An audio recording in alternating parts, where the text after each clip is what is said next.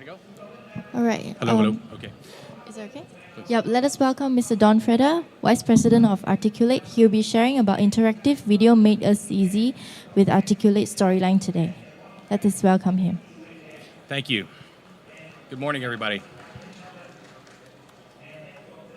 So we're here to talk about interactive video, and I think it's actually quite a timely conversation as video has evolved. I've been in this industry for over 10 years, and we're really at a point now where I think video can easily become a major strategy in terms of your e-learning development.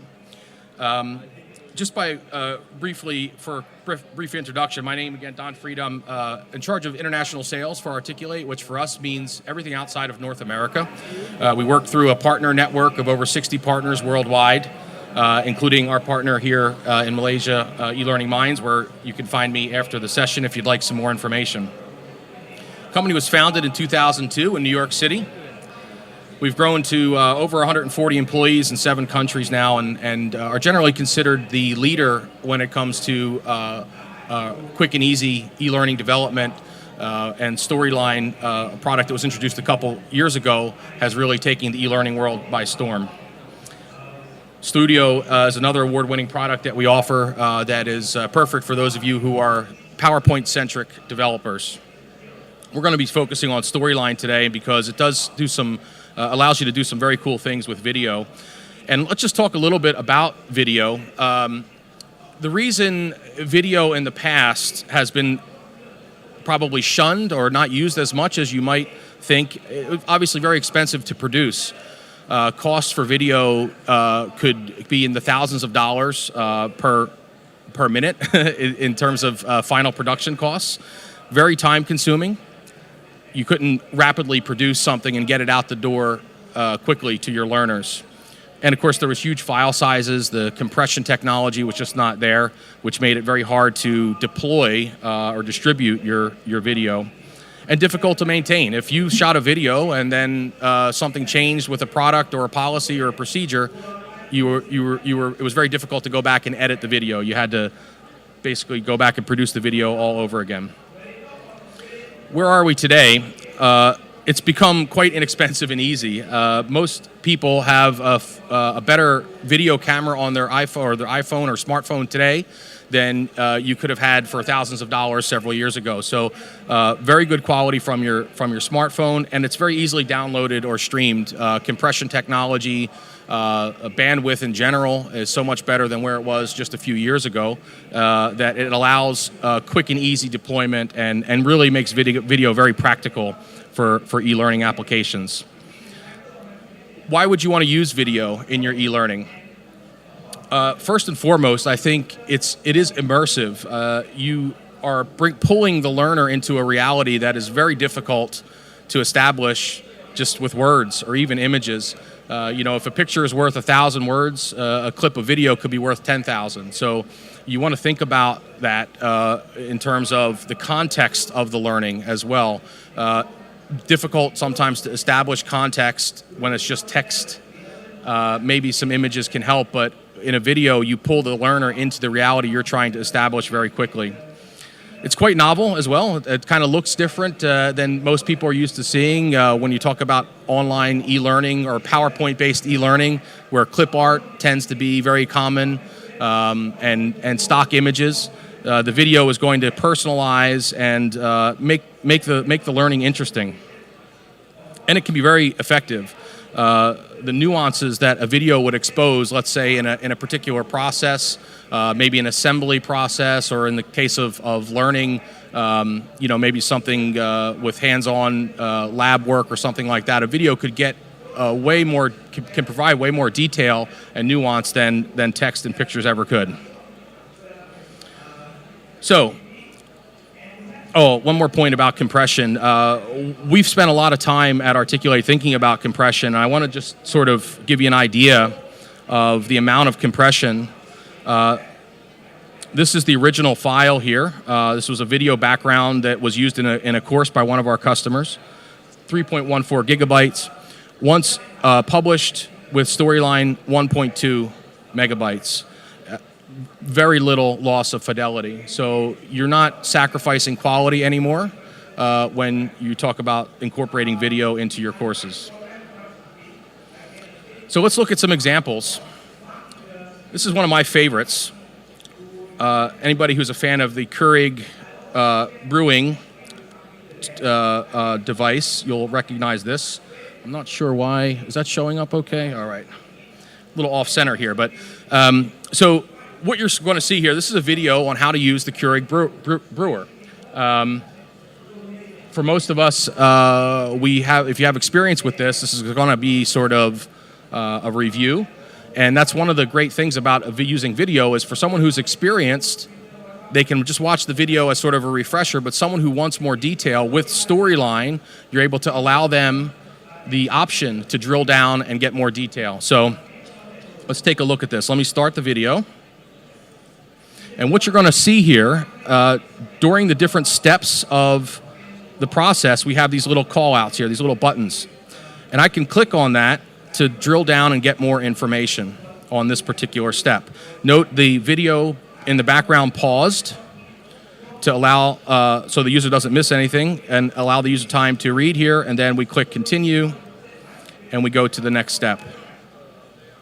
Note the position of the buttons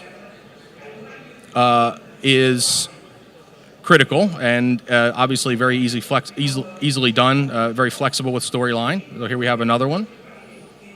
So again, if you kind of know what you're doing here or you have an idea, you don't have to click and stop. It gives you the flexibility to allow for some of that drill down versus just sort of a quick refresher.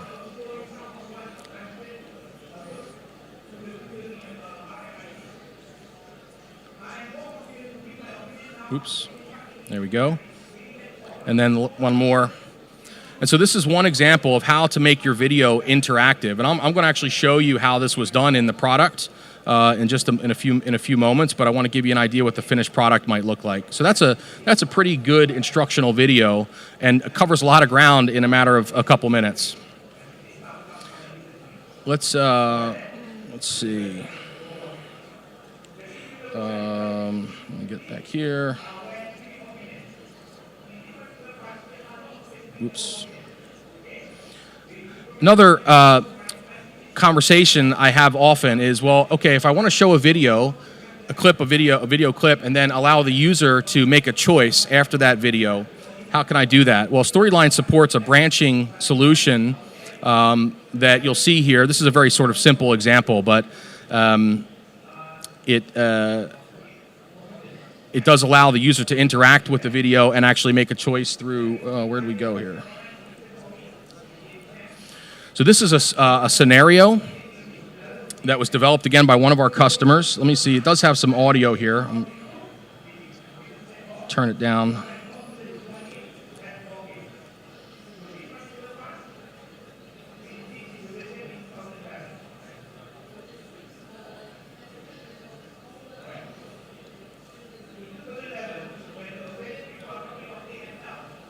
Okay, you're not. There was a fire alarm there, you didn't hear it. So now you're being asked, okay, the fire alarm sounds, what do you want to do? So you have three choices, and based on the choice, you're going to see a different video.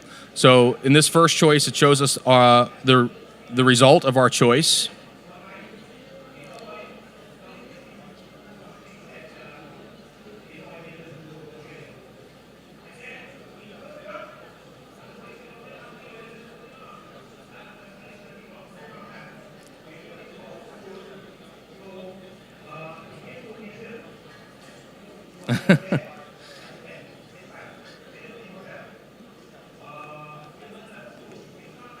All right, so let's go back here. So then you can provide some feedback as well. Let's start this over. I want to show you just another possible outcome here.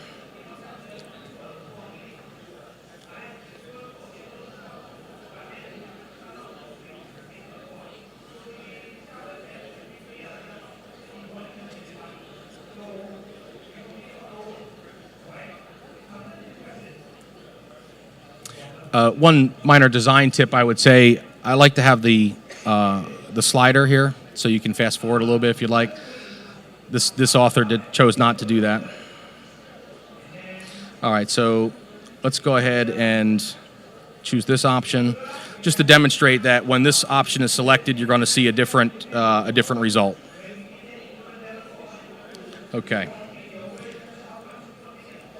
And then lastly, I'm often asked, what about assessment? Can you incorporate video into assessment? And the answer is definitely. What you're going to see here, let me bounce back, sorry. A couple different techniques here. So this first slide does not have any video on it per se, but what we can do is make a choice, a multiple choice here, and then submit. Sorry, let me get back here. I want to get the correct answer for you. Nope.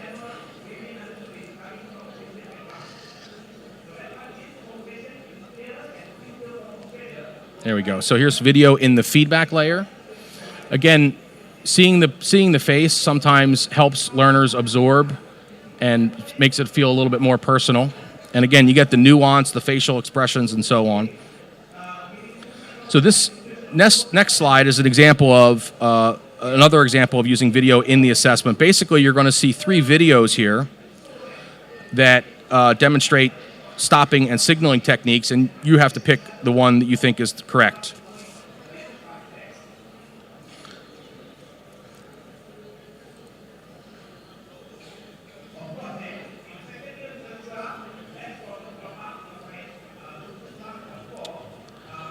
Now that one looked pretty good, so let's go ahead and choose that, and you see that that's correct. So just another example of using video in your e-learning content. So let's now I want to take a look at how some of this stuff was built, so you get a better sense of how Storyline supports this. So let me go ahead and open up a project. We'll start with the Keurig video. And now we're looking in the authoring interface here of Storyline. So I'm going to begin by just putting a new slide in here. We'll just make a blank slide. Open up the slide, and I can insert video from a file into my slide. So here's that same Keurig video right here. Now, when you do something like the Keurig video, where you're going to provide information on a step-by-step thing, it's important to think about to actually map the video out here. So I'm actually watching the video. And so right there is the beginning of step 1 at about 6 seconds on the timeline. Does everyone see that here? So this is where I want to put my button. So I can add an interactive button, and I want to put it right about here. You can kind of see it in the background. Number 1, let's make it this color here so it stands out. Now, a button in Storyline can have a trigger. So what we want to do is add a trigger to this button to show a layer of information. Which layer? Well, we don't have any other layers yet, but we're going to insert a new one. So you see over here that Storyline has created the new layer when the user clicks the button. So now, what do we want to appear on that layer? We can insert a caption, something like this, and say this is the info for step 1. Okay.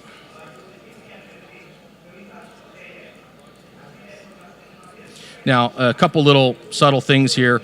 We want to pause the timeline of the base layer, so the video doesn't keep playing. The user can take their time and review the information that we gave, that we're providing here in step 1. So let's say OK there. The other thing we want to do, that step is only lasts for a few seconds. So we want to click on here on let's get back to the main layer. So here's our button, number 1. You see that? And it defaults to running for the whole slide. We don't want that. We only want it to be available for a few seconds. So if I right-click on it, I can adjust the timing. So it's going to start at 6 seconds, and it's going to, I got to get over here.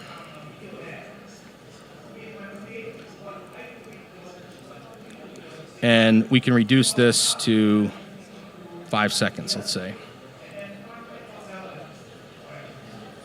All right, let's go ahead and preview what we've done here.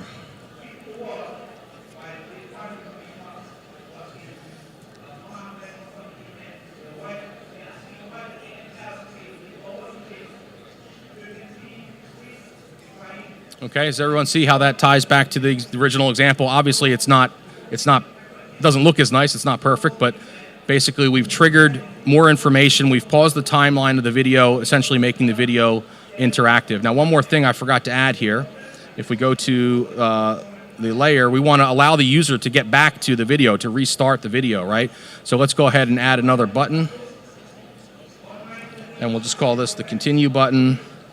And we'll add a trigger. So instead, this time the trigger is not going to be to show a layer, but to hide a layer, the current layer when the user clicks. So let's do that one more time.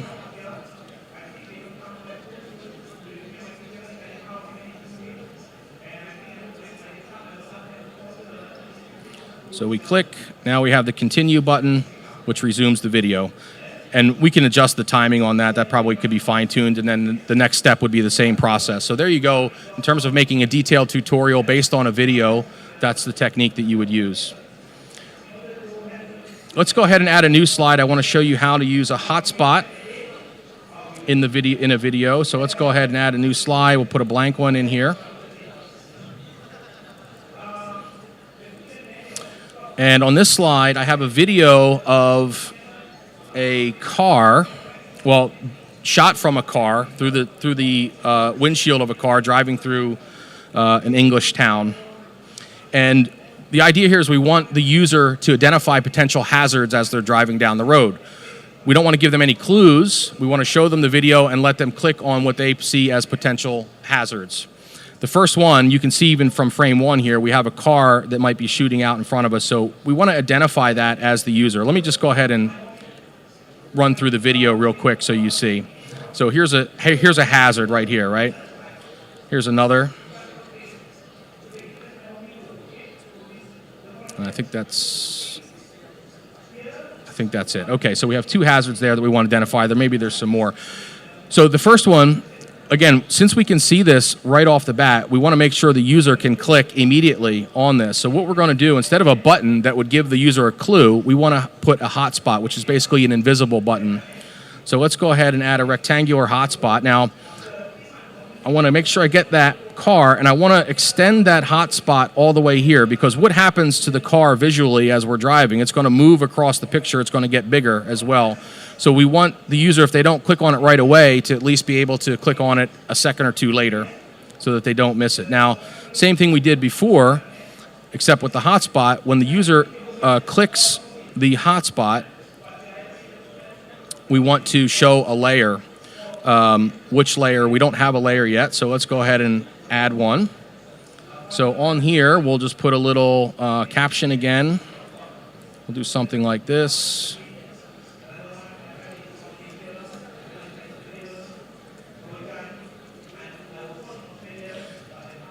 Okay, and yeah, we'll just leave it at that for now. We'll add a continue button.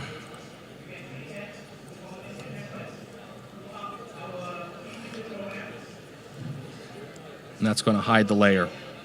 One last thing I want to do is go back to the base layer here. We only want this, remember the hotspot, we only want it to last for a few seconds. So we can adjust the timer on here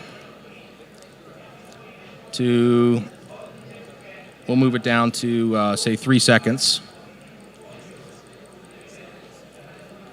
Okay. And then, last but not least, we want to pause the timeline of the base layer. So let's see what we have here so far.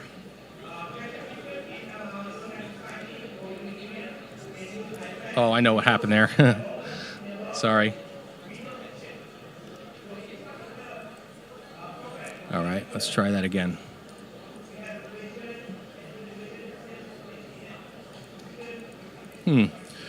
Seem to have an issue with my hotspot. Let me see something. Sorry? Assign the hotspot. Oh, yeah, thank you. Okay, appreciate that. It's good to have another pair of eyes in the audience. That's great. So I forgot to assign the hotspot. My apologies. There we go. Let's try it now. So now when the click, we have our caption, and we can continue to the next one. So just another way to make the video interactive, and this is something that from a knowledge check perspective might be a really effective way to allow users to interact with the video. Okay, instead of I only have a few minutes left, so I'm not going to dive into the next demo here. But let me just conclude by providing you with my email address. If you have any questions, I'd be happy to answer those. Our partner, eLearningminds, is over here at stand 64. I would be happy to go through any of these examples in more detail or show you additional ones. Also, if you're interested, there is a free 30-day trial of Storyline. You can go to articulate.com, download the free trial. It's fully functional. And there's also hundreds of tutorials, literally hundreds of tutorials available on the product. So you don't even have to worry about getting trained or anything like that. You'll be able to teach yourself. It's a pretty easy tool to learn anyway. So I hope you found that informative, and thank you very much for your time. I appreciate it.